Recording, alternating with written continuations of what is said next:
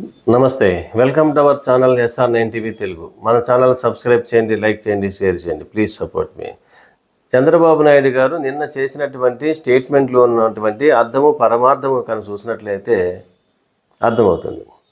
ఆయన ఏమన్నారంటే నేను ప్రజలకు ఎంతో మేలు చేయాలి, ఖాళీ ఖజానా నాకు జగన్మోహన్ రెడ్డి గారు ఇచ్చారని. ఇలా చెప్పడానికి దీనికి కారణం ఏంటంటే ఆంధ్రప్రదేశ్ ప్రజలకు సంక్షేమ పథకాలను పూర్తిగా ఎగనామం పెట్టి ఆ ధనము ఆ డబ్బు అంతా ఎక్కడ పెడతారైనా ఆంధ్రప్రదేశ్ రాజధాని నిర్మించడానికి, అమరావతిని నిర్మించడానికి ఆ ఫండ్స్ అన్నీ డైవర్ట్ చేయడానికి ప్రజలను మెల్లిగా స్లోగా ఒప్పిస్తున్నట్టుగా కనిపిస్తుందన్నమాట. సరే, ప్రభుత్వం ఆయనకి అధికారం ప్రజలు ఇచ్చారు కాబట్టి ఆయన తీసుకునే ప్రతి నిర్ణయాన్ని ఎవరైనా అంగీకరించాల్సిందే, తప్పదు. ఇంకా మీరు అమరావతి మీదే మైండ్ పెడతారు. ఆయన ప్రజల సంక్షేమం కోసం ఇంకా ఎప్పుడు ఆలోచించకపోవచ్చు, ఆయన మాటలను బట్టి వస్తున్నటువంటి అర్థం. సరే, అమరావతి నిర్మాణం చేయండి, తప్పేం లేదు, రాజధాని. కానీ చేయాలంటే మీరు చేయాల్సింది ఏంటంటే అది సురక్షితమా కాదా అని ఒకసారి పరిశీలన చేయాల్సినటువంటి అవసరం ఉంది. ఒకసారి అదేమి చేయకుండా చేసేస్తే తర్వాత భవిష్యత్తులో ఏదైనా ఇబ్బందులు ఎదురైతే ఆ ఇబ్బందులను ఎదుర్కొనేటువంటి శక్తి సామర్థ్యాలు, ఆర్థిక పరిస్థితి ఆంధ్ర రాష్ట్రానికి ఉండవు.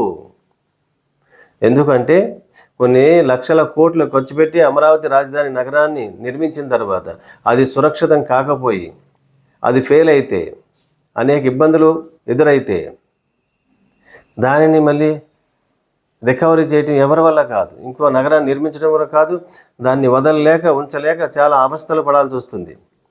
ఎందుకంటే నది పరివాహక ప్రాంతానికి కింద ఏదైనా నగరాన్ని కానీ గ్రామాన్ని కానీ నిర్మిస్తే అది సురక్షితమా కాదా, అక్కడ ఉన్నటువంటి సాయిల్ దానికి సపోర్ట్ చేస్తుందా లేదా అనేక టెస్టులు చేయాలి. ఒక నిపుణుల కమిటీని వేయాలి. రాజకీయ నాయకుల కమిటీని వేసి అమరావతి ఎక్కడ సెలెక్ట్ చేయాలని పెట్టేయటం కాదు. అక్కడ సుజనా చౌదరి గారు, నారాయణ గారు, ఎవరో 5 కమిటీని వేసి అమరావతిని సెలెక్ట్ చేశారు. చేయాల్సిన విధానం అది కాదు. నిపుణుల టెక్నికల్ టీంని కమిటీ వేసి దాని మీద రిపోర్ట్ వచ్చిన తర్వాత అమరావతి సురక్షితమా కాదా అని నిర్ణయించుకుని ఆ తర్వాత రాజధాని నిర్మించండి. ఆంధ్ర ప్రజల శ్రేయస్సు కోసం ఆలోచించండి ముఖ్యమంత్రి చంద్రబాబు నాయుడు గారు. ఎందుకంటే కేరళ చూస్తున్నాం పరిస్థితి, వయనాడు వరదల్లో ఎలా విలవిల్లాడిపోతుందో మనం చూస్తున్నాం. ఎందుకంటే ఆ వరదలు వచ్చినప్పుడు కింద ఉన్నటువంటి ఆ ప్రాంతం అంతా వరదల్లో కొట్టుకుపోయింది. కొన్ని వేల మంది నిరాశ్రయులు అయిపోయారు, కొన్ని వందల మంది వరదల్లో గల్లంత అయిపోయారు, కొన్ని వందల మంది మరణించారు. అఫీషియల్గా డిక్లేర్ చేసింది 90 మందో 100 మందో చనిపోయారని డిక్లేర్ చేశారు.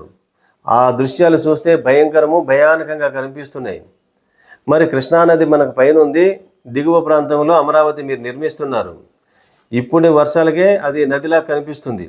వర్షం నీరు అక్కడ నిలబడిపోయి రేపొద్దున రోడ్లు నిర్మించిన తర్వాత, రోడ్లు వేసిన తర్వాత, పెద్ద బిల్డింగ్లు నిర్మించిన తర్వాత ఇప్పుడు వచ్చినటువంటి ఆ నీరు ఇప్పుడు వస్తున్నట్టు వర్షాలకి ఎలా అయిపోతే పెద్ద వరదలు వచ్చినప్పుడు అక్కడ ఉన్నటువంటి పరిస్థితి ఏ విధంగా ఉంటుంది, ఎటువంటి ప్రమాదాలకు గురవుతుంది, అది సురక్షితమా కాదా, కింద సాయిల్ సురక్షితంగా ఉంటుందా, వరదలను తట్టుకోగలుగుతుందా, ఆ వరదలు వచ్చినప్పుడు ప్రజలకు అక్కడ అమరావతిలో ఆస్తి నష్టం కానీ ప్రాణ నష్టం కానీ జరగకుండా ఉంటుందా, అనేక విషయాలను మీరు పరిశీలించి ఆ టెక్నికల్ టీంని వేసిన తర్వాత అప్పుడు నిర్మిస్తే బాగుంటుందేమో అని ప్రజలు అనుకుంటున్నారు, కొంతమంది అనుకుంటున్నారు. కానీ చాలామంది మిమ్మల్ని సపోర్ట్ చేసే మీడియా అంతా, ప్రజలంతా అమరావతి ఎప్పుడు చంద్రబాబు నాయుడు గారు అమరావతి మహానగరాన్ని నిర్మిస్తారని. నిర్మిస్తే మంచిదే, అది సురక్షితమై మీరు నిర్మిస్తే అందరికీ సంతోషమే. ఒకవేళ ఇబ్బందికర పరిస్థితులు ఉంటే ఇప్పుడు ఇనిషియల్ స్టేజ్లో ఉంది కాబట్టి మరొకసారి టెక్నికల్ టీంని వేసి నిజ నిర్ధారణ చేసిన తర్వాత నిర్మిస్తే మంచిది అని ప్రజల యొక్క అభిప్రాయం. అలా చేయాలని మనం కోరుకుందాం. మరిన్ని విశ్లేషణతో SR9 TV తెలుగు మన ఛానల్ సబ్స్క్రైబ్ చేయండి, లైక్ చేయండి, షేర్ చేయండి. Please support me.